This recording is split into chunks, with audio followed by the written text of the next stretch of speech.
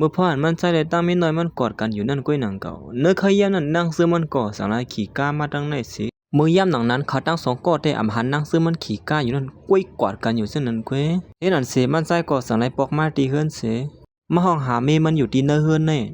ฮักเอ้ยมื่อเลี้ยวเฮาปอกมาเยอะนะสุมีอยู่ที่เลยล่ะนี่มันใจห้องอยู่ตั้งหึงก่อเมนางมันอ่ำตักเสียงอีสังเสเมื่อย่ำหนังนั้นมันใจก่อสังไรเตรียมลิกส่งถึงเมมันแทงกำหนึ่งสุเปลี่ยนซื้อหือพองเมื่อเลี้ยวสุหายเลี้ยวห้าสองมัดเจ็บดีเลยหือสุกินงานถูกผู้ยันเมื่อคำว่านั่นน่ะอ่อมเจอย่ำหนังนั้นมันใจก่อสังไรมันด้วยขมวนเกียกเตียนเมมันถืมเปียดินเนอร์กุยยุกยักนั่นเกี่ยก่อสังไรบ่นถึงมือพ่อนเมมันกินน้ำลายเสียกันเจอกินอยู่นั่นเสียสัมบ่ปินตาหายแต่ฮีลงกว่านั่นมันใจก่อสังไรเตรียมลิกหาเมมันแทงกำหนึ่งสุดึกสลัมเฮาอยู่ฮะนี่อย่าเป็นสลัมเฮาเลยนะเฮาซื้อขมุนเกียกออกมงมาปันสูนี่เฮาเด็กกว่าซื้อขมุนเกียกมาเหมือปันสูนะเฮ็ดนั่นเสมันใจก่อสังไรมาหาด้วยจอมของนอนในก่ออำหันมีนางมันคู่ของที่เนื้อเฮือนในก่ออำหันพ่อเยี่ยมนั่นแคบหางเตะไปบังแขกเขาอันมีอยู่เนื้อหูโคนเนื้อนั่นก่ออำมีเอาเลยหางเตะไปบังแขกเขากว่าดังเหลือเยอะหรอได้มามือกลางนั้นถึงมีรู้แน่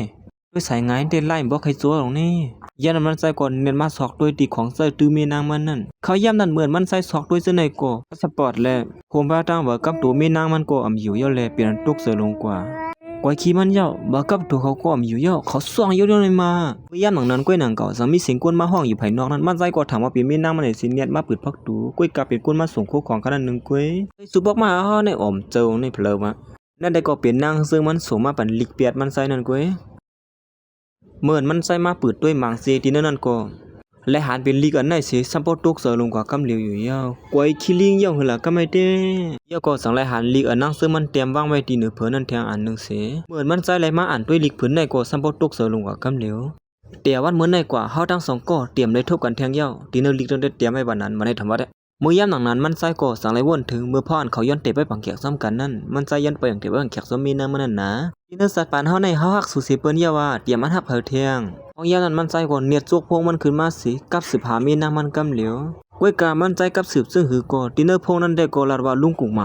าในที่เหมือนจึงไม่พงเมืองมานั่นขนาดนะอันตามเมืองไทยว่าไม่พงสู่ห้องอยู่มือเหลียวนะกับสืบหามไรอันวางนี่มันใจก่อนเนียดพาไปคุกของเส้นในสีเลียนออกกว่าซ้อมหามีนางมันอยู่เย้าสวยสุกมีดีละเยอะแล้วในฮับพงเฮาเลยนะเป็นสังเลยสวมฮับพงเฮาละในเป็นสังเลยเฮาทุ่งหญ้าเอาที่กงมาทุ่งมาที่ติ๊กละย่านั้นมันใจก่อสังเลยวนถึงมือพ่อมีนางมันเลยเติมหมัดเจ็บเลยเป็นเพกึ่งกลางไว้อยู่นั่นข้าปันคนมันเกี่ยนกันย่อมจ้าว่าที่อยู่ซ้ำกันกว่าตัวสู้ไหนเป็นสังเลยสู้ไปเปียเท่าละนี่สู้ได้ปล่อยเปียเท่าซึ่งไหนทำได้นะเอวสหานางเนื้อเสียนตังก้นขึ้นเงินนำย่านั้นมันใจก่อสังเลยหันเป็นผู้หญิงคนหนึ่งนั่นได้ก่อเป็นมีนางมันเนี่ยเฉมันใจก่อเน็ตเลียนของเขามาหาเหมือนมันใจมาว่าขอบแขนผู้หญิงก็ได้เสียมาด้วยน้ำมันนั่นได้ก่อเหมือนหางเป็นเมนามันอยู่เผิดด้วยหือย่อมันหือดีกว่าเจอไล่มันล่ะเนาะไอ้ผู้ใจก็ได้ย่องไว้เยอะๆในมามันใจก็ง่ายเอกหลาเป็นหลายๆให้นั่นเหี่ยวยานั้นมันใจก็สังไรลาดอยู่ห้างก็เหลียวมันสวยสุดเลยปวดไปเท่าซึ่งในเสียเตี่ยมาฮอดเตี้ยๆฮะนี่ยานั้นมันใจก็สังไรเรียนก็ซ้ำหามีน้ามันแทงเหมือนกันหนังเก่ามันใจก็สังไรมาถามผู้หญิงเสื้อในว่าสองสุดที่พันมีนางเฮาหือสุเป็นใต้ก็ขอมเสื้อห้าเขามีดีแล้วในมือเหลียวแน่สุมหัวแน่ขาลัดว่าจิมือสองวงพ่นมานั่นนะว่าเขาตีปอกมือตีเฮือนปู่เขาเน่มันใจของมือเลยคู่เสื้อนั่นก็เปลี่ยนตุกเสือลงกว่าแทงกำนึงอยู่ยาวตุกเสือได้ก็ซ้ำป้อมจังตุกเสือฮีแล้วว่าตุกเสือเอาตุกเสือแทงให้นั่นติ๊กๆฮียาวใจคนเนียดเลี้ยนของเขาซ้ำกำเหลียวแทงกำนึงหนังเก่าเขาเป็นคางกว่าเยอะแล้วเนี่ยไปฮิบเนียดๆบ่ปิดแต่แน่นู่นเนาะเอาอย่างนั้นมันใจก็มาซ่อมหาซ่อมตั้งหลวงเจ้าในกวมคือกับสืบหามีนางมันกวมหาพงศรีอินเลยสังบนถึงขึ้นกว่ากำลัดมีนางมันอันว่าวันหนึ่งมาสู่ก็มีผู้หญิงต่างก็ไปเฮาตีเฮ็ดจึงหือล่ะนี่เอาอย่างนั้นมันใจก็เฮ็ดการซ่อมตั้งเจ้าในก็มีการลำเหลือขึ้นปันมันใจยาก็สังไรวนถึงคือกำลัดมีนางมันแทงว่าสุปันคงมันเขียนว่าตีเฮ็ดการปันเฮาตัดสินในหือล่ะอย่างนั้นมันใจก็เป็นย่องเป็นมาอยู่จำกลางตั้งหลวงในเสิสังไรวนถึงขึ้นปากความลัดมีนางมันอันดัดแทงว่าลองตาหักอันมีโฮมกันดังเปิ้นในห้อมเคยมีอันว่านั่นสุดที่ปล่อยเปียเท่าซึ่งไหนเต้ๆกวยเยาห้ามันใจก็เหมือนมีมันอยู่ซ่อมเต็มหันถึงกะขานมีมันเพื่อถึงมีมันไปเดียวก็เป็นอันจะลำสีทุบบนลำหมักฮะสุบันเขามันเขียนว่าตีอยู่ซ่อมเฮาต่อสู้ต่อปานนั่นนะปีสังไรสุดที่จะได้ตีเฮาล่ะไหนปีสังไรสุดปล่อยพาเปียเท่าซึ่งไหนย้อนปัวมือพ่อนมีนางมันอยู่3มันใจนั้นมันใจหันถึงกะขานมีนางมันใจก็สังไรวนถึงมือพ่อนเขาหักกันนั้นเสียด้วยเสืออยู่ห้างก็เหลียวมันเยาเขาบอกว่าอยู่ยอดไรเลือนมาสู่แหลกไรกว่าเดี๋ยวมันก็สู่เฮ็ดจึงไหนลงในเขาเตรียมย่ำสู่ไปพาดออกเข้ากว่าตั้งหลายที่นั่นสิมันใส่ก็เป็นอันเตอร์สาวสีมันนางตาบเราอยู่ห้างก็เหลียวมันเยากินว่นมือพ่อนเขาหักกันอยู่ห้างก็เหลียวมันเมื่อย่ำหนังนั้นเปิ้นโทรมาตีมันใส่ก็กลุ่มกากินเราอยู่ห้างก็เหลียวมันกินว่นอยู่มือพ่อนเขาหักกันนั่นอยู่เฮ็ดนั้น ส่วนในมันนาลีฮักเดียวว่าเฮาฮักสิเปิ้นดินสัตว์ปานเฮานี่ว่านะเพราะยามนั้นชายอันนึงอันนึงเขามาอยู่เฮ็ดนั่นติ๊กๆเลยมันใจกว่าฮักยามหนังนั้นผู้หญิงก่อนเป็นเมียน้อยมันนั่นก็สังไลเขามาหามันใจยินโซเมียวขนาดเตียนมาส่งเฮาเป็นก็ฮักเขาในวางไว้ดินในคาเลยบัดนั้นถอมาแล้วเฮ็ดทางเสียวไอเหล้าบ่เป็นตันได้แล้วนี่เพลกินเหล้าว่าเอ้ามีนว่ามีเนาะมันใจแดมเขาเสยสังยุกเตานึงยาวเตานึงอยู่เฮ็ดนั่นก้อยไปสั่งสู่กินเหล้าซึ่งไหนมันนำลีนะ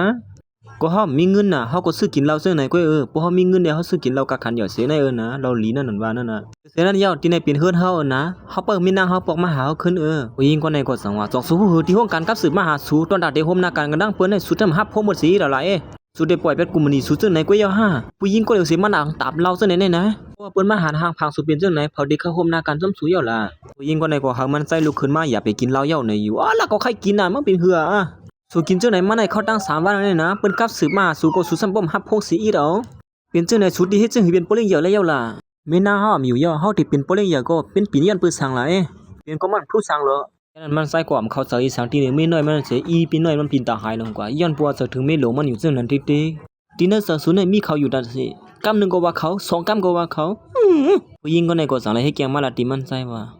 ไว้สติดีๆเลยนะบางเผาเขาได้กว่าเลียนต่างตีก็เป็นไรเขาตีปกมาหาสุขึ้นอยู่ก็เป็นไรนะกว่าเลียนในฮะเขาขั้วเอาเลี้ยงเขากว่าปมุดปเสียงเยอะสู่เขาฮู้ก็ส่วนด้วยล่ะแค่ว่าเราแต่ไปบางแขกสำคัญนั่นก็เขาไผเผาไปเจ้าหือแล้วนั่นเขาให้ไรตีเหนือเฮาเตียวว่าออกก็อำลาอีสังที่เฮาเสียกรรมเฮาเลยมาหันจังในมโหฬารเฮาได้เหมือนทางสัมบ่เขาแตกซาลงกว่าผู้หญิงก็ได้เปลี่ยนนั้นเปียงโปเสือที่ว่าอยู่เย้าเฮาอยู่ร่วมกันมาหึงบ่เป็นดันแน่ว่านำถึงเลยเขาเฮ็ดไรตีหนึ่งเฮาบ่เป็นดันแน่เห็นมันใจเฮ็ดไรตีหนึ่งไม่นางว่านั่นเลยสัมปมลัดถึงที่อีดอกเนาะมันใจนี่ก็พากันเจอมือคืนเฮียนพุ่นมาหันต่อบ่มีนาการลีเลยเฮ็ดเดี่ยวก่อตั้งโฮงกันขึ้นมาจังไหนแน่มาลาเดียวก็ไม่มาเจ็บจ้าหัวมั้งปอกแคบหางซ้อมกันก็เฮาปอกบันไดซ้ำปมเขามีตีไว้มันก็เฮาซ้ำเลยเก็บไว้เสียอันกึดแคบหางแต่ไปบางเขียนเฮานั่นกุ้ยเขาซ้ำไผเผาไปป้าเสียลีจะลำน่ะผู้หญิงกว่าไหนก็เมื่อไรหัวมันใส่ตึกหักมีน้ำมันก็คือนั่นเป็นนั้นปิ้งโปเจ้าสิสลับไว้อยู่